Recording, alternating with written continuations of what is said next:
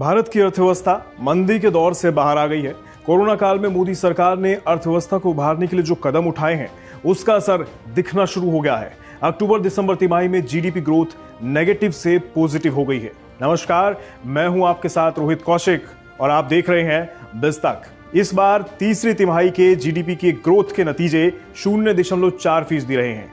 हालांकि तीसरी तिमाही में जीडीपी का आंकड़ा अनुमान से कम रहा। तीसरी तिमाही में 1.3% जीडीपी ग्रोथ का अनुमान था। चालू कारोबारी साल में जीडीपी दर -8% रहने का अनुमान है। अक्टूबर दिसंबर तिमाही के जीडीपी आंकड़ों से साफ हो गया है कि भारत की इकोनॉमी के ऊपर से मंदी के काले बादल छट गए हैं। भारतीय अर्थव्यवस्था कोरोना की वजह से इतिहास में पहली बार तकनीकी रूप से मंदी के दौर में पहुंच गई थी। जब कोई अर्थव्यवस्था लगातार 2 तिमाही गिरावट में रहती है तो मान लिया जाता है कि वो तकनीकी रूप से मंदी के दौर में जा चुकी है। अप्रैल, जून और जुलाई सितंबर तिमाही में भारत की जीडीपी नेगेटिव जोन में थी।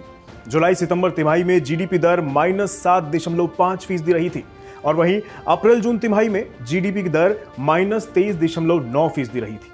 लेकिन अब भारत की जीडीपी दर पॉजिटिव हो गई है। अगले कारोबारी साल में भारत की जीडीपी में 11% ग्रोथ का जो अनुमान लगाया गया था, ये उसका ट्रेलर है। इसके अलावा इकोनॉमी में रिकवरी का एक और आंकड़ा सामने आया है। जनवरी में 8 बुनियादी उद्योगों ने 0.1% की ग्रोथ की है। उर्वरक, स्टील और बिजली उत्पादन में बढ़ोतरी से कोर इंडस्ट्री ग्रोथ में बढ़त हुई है। हालांकि कोयला, पेट्रोलियम, कच्चा तेल, सीमेंट और रिफाइनरी में गिरावट दर्ज की गई है। कुल मिलाकर कहा जा सकता है कि भारत की इकोनॉमी धीरे धीरे कोरोना के बुरे फेज से बाहर निकल रही है।